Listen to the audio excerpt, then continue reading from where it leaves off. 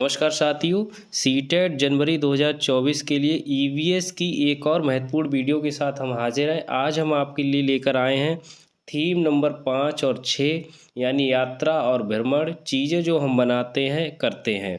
इसमें पीवाईक्यूज़ हैं जो बेस्ड है आपके 2011 से लेकर 2023 तक के प्रश्नों पर।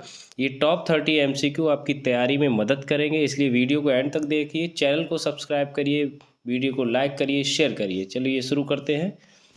प्रश्न नंबर 1 है, निम्नलिखित में से कौन सा एक स्थान केरल में है? आपको ये बताना है। 4 ऑप्शन है। पहला है कोझिकोड, दूसरा है उडुपी, तीसरा है वलसाड, चौथा है मालाखेड़ा। तो प्रश्न नंबर 1 का सही आंसर है ऑप्शन नंबर 1 कोझिकोड। बढ़ते हैं अगले प्रश्न पर। कफ परेड भारत के किस शहर में स्थित है? कफ परेड भारत के किस शहर में स्थित है? ऑप्शन 1 है Bangalore, option 2 Mumbai, option 3 Gujarat, option 4 Chennai. तो प्रश्न नंबर 2 का सही आंसर है मुंबई। कफ परेड क्या है? एक वाणिज्यिक और एक महत्वपूर्ण नगर है, या कह सकते हैं जिला है। कहाँ का? मुंबई का। प्रश्न नंबर 3 है, अल बरूनी जिस देश से आया था उसका नाम है? Uzbekistan, option number 2 Oman, option number 3 है अफ़गानिस्तान, नेक्स्ट ऑप्शन है बांग्लादेश। तो अल बरूनी कौन था? एक यात्री था। कहाँ से आया था? उज्बेकिस्तान से। तो प्रश्न नंबर 3 का आंसर नंबर 1 सही है। अगला है प्रश्न नंबर 4, जब कोई व्यक्ति ट्रेन द्वारा अहमदाबाद से केरल की यात्रा करता है तो वह अनेक सुरंगों को पार करता है। यह सुरंगें पर्वतों में है, यानी कौन से पर्वतों में है?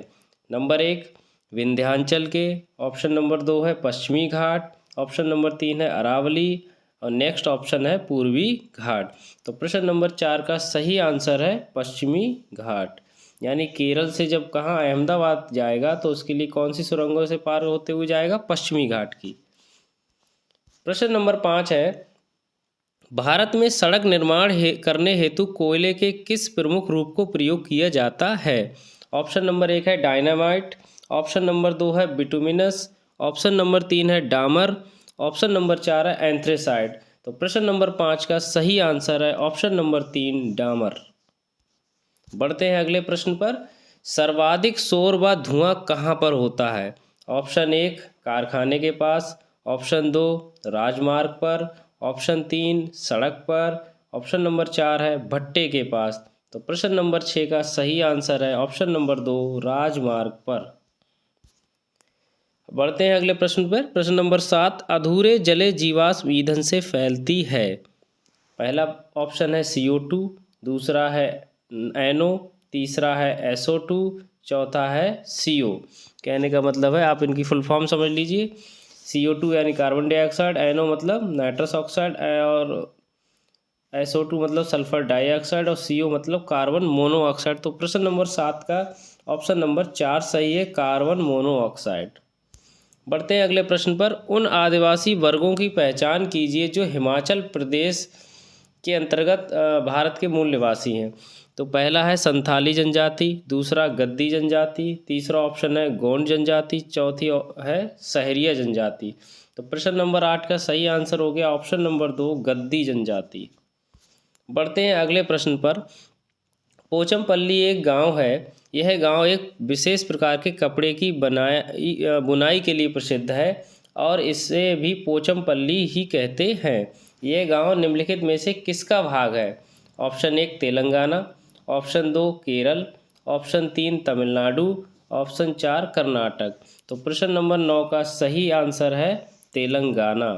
याद कर लीजिए, पोचमपल्ली किससे रिलेटेड है? तेलंगाना से। प्रश्न नंबर 10 है, एक पश्मीना शाल लगभग रिक्त स्थान है, उसके बाद साधारण स्वेटरों के बराबर गर्म होती है तथा एक साधारण पश्मीना शाल को बुनने हेतु घंटे का समय लगता है, यानी कितने घंटे का समय लगता है? 2 चीज़ें पूछी है, कितने स्वेटर के बराबर होता है और कितने घंटे का समय लगता है। ऑप्शन है 10 और 250, ऑप्शन 2 है 6 और 250, ऑप्शन 3 है 10 200, ऑप्शन 4 है 6 200। तो प्रश्न नंबर 10 का सही आंसर है ऑप्शन नंबर 2 6 और 250। यानी पश्मीना शाल कितने स्वेटरों के बराबर गर्म होगी? 6, और बुनने में कितना समय लगेगा? 250 घंटे। प्रश्न नंबर 11 है, ईवीएस पाठ्यक्रम में चीज़ें हम बनाते और करते हैं एक है, क्या है? ऑप्शन 1 विषय यानी थीम, ऑप्शन 2 सब उप विषय यानी सब थीम, ऑप्शन 3 पाठ्यक्रम, ऑप्शन 4 विषय वस्तु। तो प्रश्न नंबर 11 का सही आंसर हो गया आपका विषय यानी थीम। बढ़ते हैं 12 प्रश्न पे। माउंट एवरेस्ट एक भाग है म्यांमार का, भारत का, तिब्बत का, नेपाल का। तो प्रश्न नंबर 12 का सही आंसर हो गया आपका नेपाल का। माउंट एवरेस्ट जो सबसे ऊंची चोटी है वर्ल्ड की, तो वो कहाँ है? उसका एक भाग नेपाल में। प्रश्न नंबर 13 है, जब किसी एक कपड़े पर दूध को डालते हैं मलाई उस पे ही रह जाती है, पृथक्करण की ये प्रक्रिया है। नंबर 1 निस्यंदन, नंबर 2 चालन, नंबर 3 अवसादन, नंबर 4 निस्तारण। तो इसको बोलते हैं फिल्ट्रेशन यानी फिल्टर करना, छानना। तो पहला आंसर ही सही हो गया 13 का, निस्यंदन इसको ही बोलते हैं इंग्लिश में फिल्ट्रेशन, फिल्टर करना। प्रश्न नंबर 14 है, कांसा एक मिश्र धातु है, इसके प्रमुख संघटक हैं। पहला है कॉपर और टिन, दूसरा है सीसा और टिन, तीसरा ऑप्शन है एल्यूमिनियम कॉपर और टिन, चौथा ऑप्शन है कॉपर और जिंक। तो प्रश्न नंबर 14 का सही आंसर है ऑप्शन नंबर 1 कॉपर और टिन। ठीक है, हमेशा याद कर लीजिए कॉपर और टिन। प्रश्न नंबर 15 है, पीतल के विषय में निम्नलिखित में से सही कथन चुनना है। पहला है यह एक तत्व है, ऑप्शन 2 यह एक यौगिक है, ऑप्शन 3 यह कॉपर और जस्ता की मिश्र धातु है, ऑप्शन 4 यह कॉपर और टीन का समांगी मिश्रण है। तो प्रश्न नंबर 15 का सही आंसर है ऑप्शन नंबर 3 ये कॉपर और जस्ता की मिश्र धातु है। तो दो चीज़ें समझ लीजिए, अभी मैंने बताया था कांसा, तो कांसा में कॉपर और टिन आ जाती है, कॉपर और टिन, और इसमें क्या आ जाता है कॉपर और जस्ता। ठीक है, बढ़ते हैं अगले 16 प्रश्न पर। मिट्टी के बर्तनों को मजबूत बनाया जाता है। ऑप्शन 1 भूनने से, ऑप्शन 2 बेक करके यानी पका करके, ऑप्शन 3 गलाने से, ऑप्शन 4 जलाने से। तो प्रश्न नंबर 16 का सही आंसर है ऑप्शन नंबर 2 बेक करके यानी पका करके। अगले प्रश्न पे आते हैं। प्रश्न नंबर 16 बोल रहा है मिट्टी के बर्तनों को मजबूत बनाया जाता है। ये तो हो गया। चलिए 17 नंबर, अबू धाबी के विषय में सही कथन चुनिए। ऑप्शन 1 है यह रेगिस्तानी इलाके में है, ऑप्शन बी है अबू धाबी में पानी पेट्रोल से महंगा है, ऑप्शन सी है यहाँ की स्थानीय भाषा अरबी है, ऑप्शन डी है अबू धाबी की मुद्रा रुपये को दीनार कहते हैं।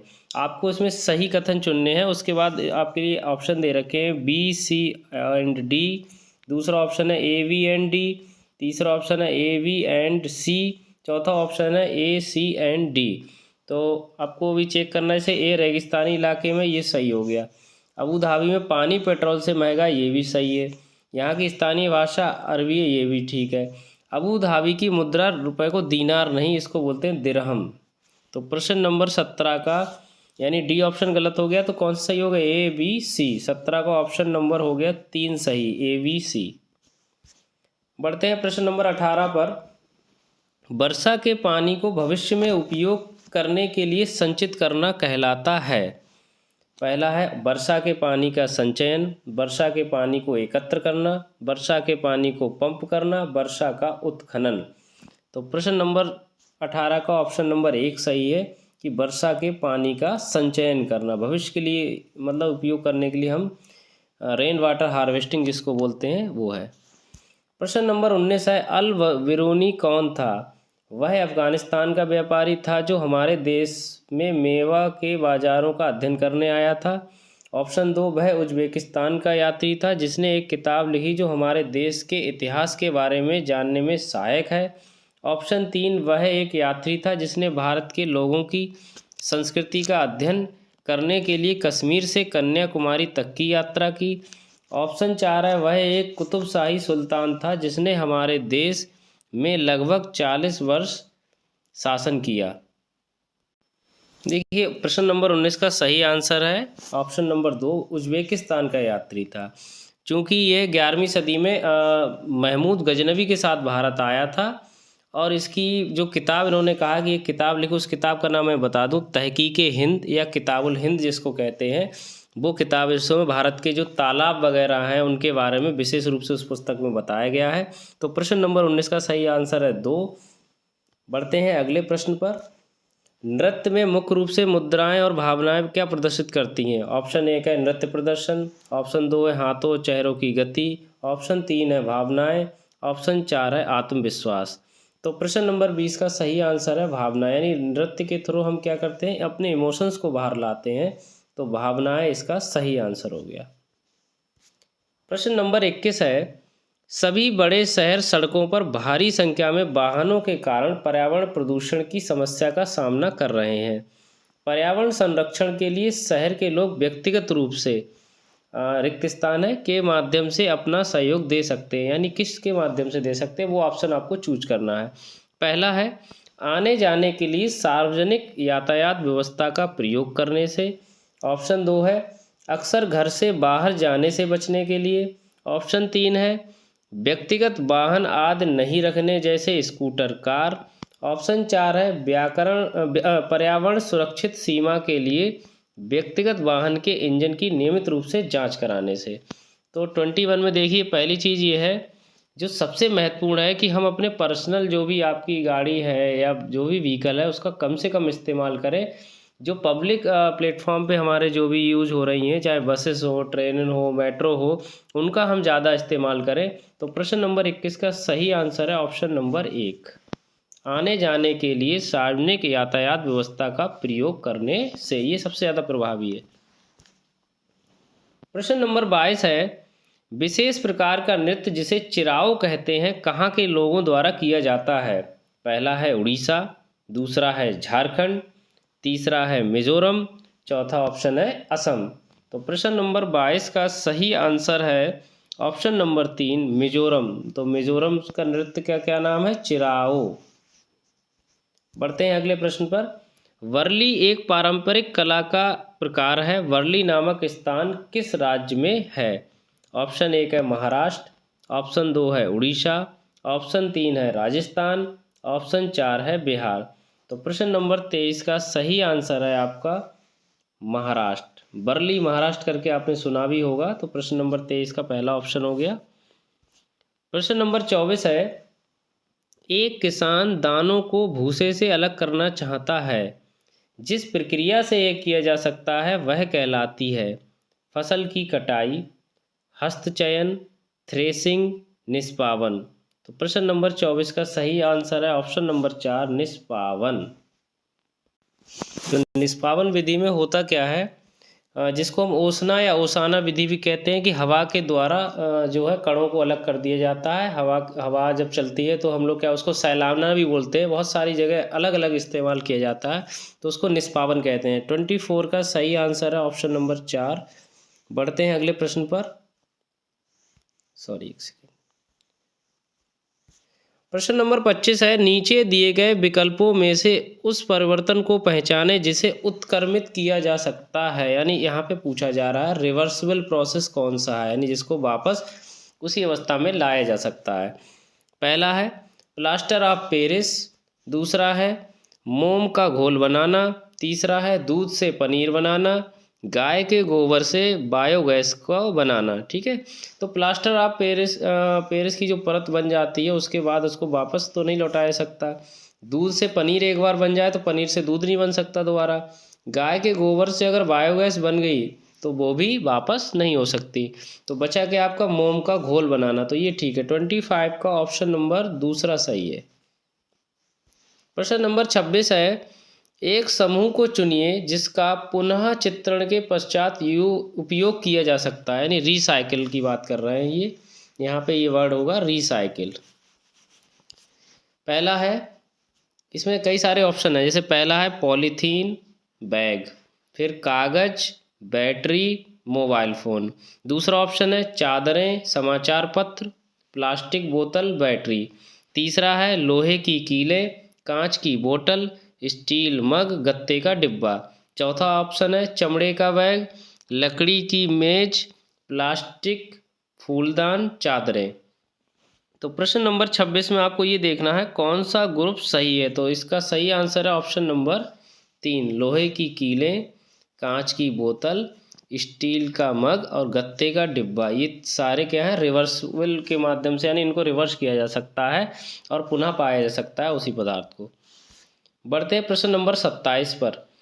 ईवीएस सीखने के लिए कौन सा सबसे अच्छा संसाधन हो सकता है। पहला है क्षेत्र भ्रमण का आयोजन, दूसरा है स्कूल, तीसरा है पुस्तकालय, चौथा है ट्विटर। तो प्रश्न नंबर 27 का सही आंसर है, हम इस पर कई बार चर्चा कर चुके हैं कि ईवीएस में जो है आपका टूरिज्म या फील्ड ट्रिप का बहुत इम्पोर्टेंट है। तो 27 का आंसर नंबर 1 सही हो गया। और इसमें एक संबंध में सतगुरु थे, सतगुरु शरण और डीपी शर्मा, उनके अनुसार पर्यटन का अर्थ है विद्यालय के बाहर कक्षा। यानी किसके अनुसार है, सतगुरु शरण एवं डीपी शर्मा के अनुसार पर्यटन का अर्थ विद्यालय के बाहर कक्षा से है। प्रश्न नंबर 28 है, अंतरिक्ष यान में यात्रा करते हुए अंतरिक्ष यात्रियों के बारे में निम्नलिखित में से क्या सही है। पहला है पानी के नल से वे सीधे पानी पीते हैं, दूसरा डाइनिंग टेबल पर बैठकर भी खाना खाते हैं, तीसरा एक जगह पर टिककर रहने के लिए भी अपने आप को बेल्ट से बांधते हैं, लास्ट ऑप्शन है वे खड़े रहकर तैरते हुए सोते हैं। तो पहला ऑप्शन तो गलत हो गया कि नल के पानी से सीधे पानी पीते हैं, दूसरा भी गलत है डाइनिंग टेबल पर बैठकर खाना खाते हैं, तीसरा ऑप्शन सही है ऑप्शन नंबर 3 28 का, एक जगह पर टिककर रहने के लिए भी अपने आप को बेल्ट से बांधते हैं, क्योंकि वहाँ ग्रेविटी है नहीं, इसलिए वो एक तरह से तैरते रहते हैं, तो उनको खुद को बांधना पड़ता है बेल्ट से। प्रश्न नंबर 29 है, निम्नलिखित में से कौन सा चांद की सतह की विशेषताओं के विषय में सबसे अच्छा वर्णन करता है। क्या क्या देखना है आपको इसमें। पहला ऑप्शन है हवा नहीं, गुरुत्व नहीं, समतल पहाड़, दूसरा है पानी नहीं, पर्याप्त हवा, ऊंचे पहाड़, तीसरा ऑप्शन है पानी नहीं, गहरे गह्वर, ऊंचे पहाड़, चौथा ऑप्शन है हवा नहीं, गुरुत्व नहीं, पानी नहीं।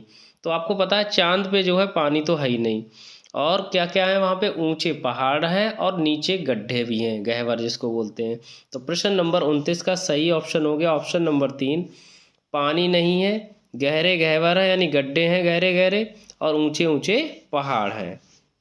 बढ़ते हैं नेक्स्ट प्रश्न पर। ये लास्ट प्रश्न है, यदि आप सबसे छोटे मार्ग से ट्रेन द्वारा पटना से चंडीगढ़ जा रहे हैं तो वह संभावित राज्य या केंद्र शासित प्रदेश में से किससे होकर आप नहीं गुजरेंगे। तो प्रश्न नंबर 30 के ऑप्शंस हैं, पहला है हरियाणा, दूसरा है उत्तर प्रदेश, तीसरा है पंजाब, चौथा है दिल्ली। तो सही आंसर है प्रश्न नंबर 30 का तीसरा, पंजाब। यानी जब आप छोटे रास्ते यानी सबसे छोटे मार्ग अगर चुनोगे पटना से चंडीगढ़ जाने का, तो आपको पंजाब नहीं होगा, यानी आपको हरियाणा भी जाना है, उत्तर प्रदेश से भी होते हुए जाओगे और दिल्ली से भी होते हुए जाओगे। आज के लिए बस इतना ही। ऐसे ही और वीडियोज़ के लिए जुड़े रहिए हमारे साथ। बहुत बहुत धन्यवाद।